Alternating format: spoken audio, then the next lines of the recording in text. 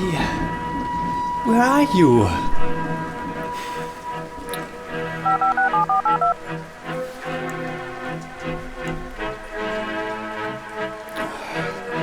No signal. Where is he? I just saw him. What's wrong, buddy? I don't know. Something's missing. It just doesn't feel right. I'll be right back. Buddy?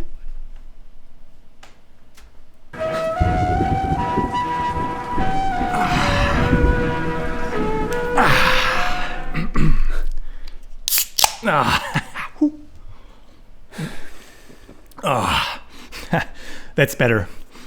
Oh, sorry. Had to go to the basement.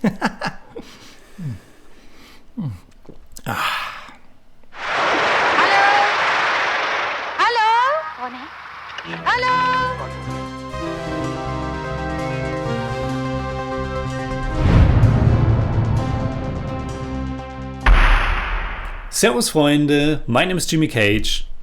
And I'm Deniz, the Buddymeister. And after we have spent a lot of time in the last year exploring the fantastic filmography of Accentuated, we have now finally watched our very first Mrinal Sen film. We made a poll for all our patrons and YouTube members about which one of his movies we should watch first. And if anyone wants to criticize the options, we just picked the 3 that are available in good quality with English subtitles on Mubi. You were able to choose between Akaler Sandane, aka In Search of Famine, EK DIN ACHANAK, aka Suddenly One Day, and Patatik, aka The Guerrilla Fighter. If you want to take part in our upcoming monthly movie polls, please consider becoming a patron or YouTube member as well. EK DIN ACHANAK, or Suddenly One Day, is a 1989 Hindi language drama that was of course written and directed by Mrinal Sen. It was based on the Bengali novel Bij by Ramapada Chowdhury, and it tells the story of a family man who just vanishes one day. Or rather, it's the story of how the family of this man, his wife, his 2 daughters and his son, are reacting and coping with the situation of him vanishing. Chowdhury's novel seems to be the perfect basis for a movie or a stage play. EK DIN ACHANAK has a very theatrical touch. The family home as this encapsulated setting and the library and office of the father, which is kind of the key element, the linchpin of the story, makes this a very suitable and, let's say, easy story to narrate. It's an art film, a work of the so-called parallel cinema. Overall, I enjoyed it quite a bit. I mean, you have to know what you're getting into. It's very contemplative, and the story on the surface is pretty basic. It's really just the aftermath of a family man walking out on his family and what that does to the family members and what his reasoning might have been. I like the simplicity of it and the feeling of loss and also ambiguity. There are several possibilities laid out of what might have led to the father's decision, and the family members are all reacting differently. I really liked how the film was edited, and in that sense it's anything but theatrical, because Mrinal Sen intersperses these flashbacks that might or might not give us a clue of what led to the situation.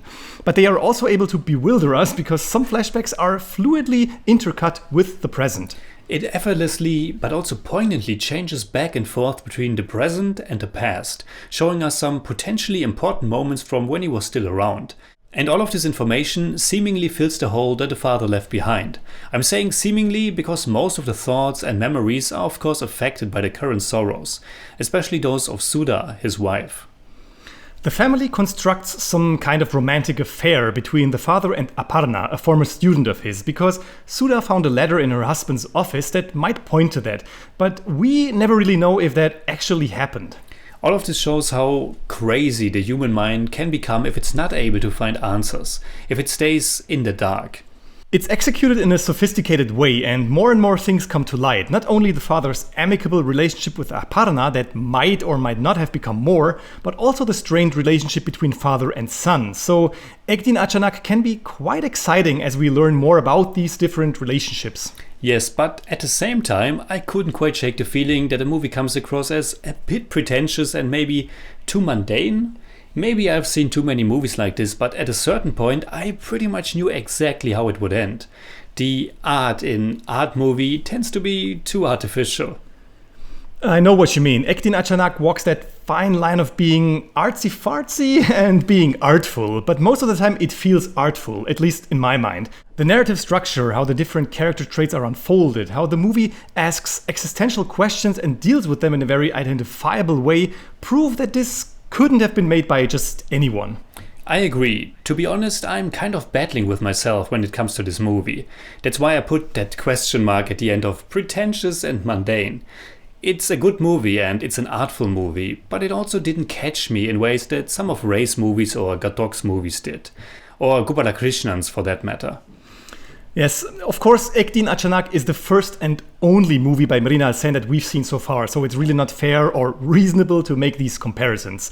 So we probably need to point out again that we both actually like this movie. We haven't talked about the acting. It's one of the best things about it.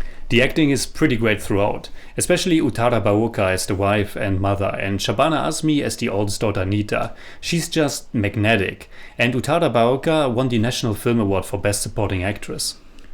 She is wonderful. How she stands in that office, surrounded by all those dusty old books, taking it all in and thinking about how they are everything that's left of her husband. I think the acting is what keeps the narrative together. As we said, the movie is rather slow and has some idle time. Not that much is actually happening, but the actors somehow make it a cohesive and thoughtful experience. And of course, we see some familiar faces, even familiar to us. We've seen Shabana Azmi in Ankur, there's Aparna Sen, who we've seen in a few Bengali movies, and there's Manohar Singh, who we've seen in Govind Nihalani's Party not that long ago. Yeah, and the great Anil Chatterjee, who was in Rais Devi and Mahanagar. True. One last thing I wanted to highlight is the nice accentuated use of music. It was composed by Jyotishka Dasgupta. It's used rather sparsely, but when it is, it has an emotional impact. Definitely. So, what would we say in German about EK DIN ACHANAK? Getragen von einem tollen Ensemble zeigt EK DIN ACHANAK auf kunstvolle Art und Weise, wie unerbittlich sich Verlust und vor allem Ungewissheit auf das menschliche Dasein auswirken können. I give EK DIN ACHANAK 7 out of 10. It's more like 7.3. But I don't do that. For me, it's also 7 out of 10. It's more like 7.1, but I don't do that either.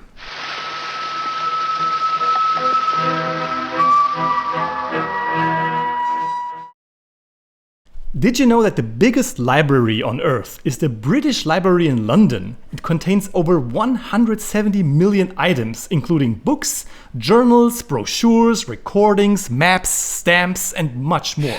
Didn't know that. How much items has the biggest library in Austria? The National Library in Vienna, 13 million items. Alright. So, what are your thoughts about EK DIN ACHANAK? Leave a comment. You can hit me up on Twitter, Instagram, Letterboxd, and also on Patreon, simply at the Jimmy Cage. And you can hit me up on Twitter at the Buddymeister. And if you enjoyed this episode, please give us a thumbs up, share, subscribe, whatever you like. And make sure you hit that bell for all we have to tell.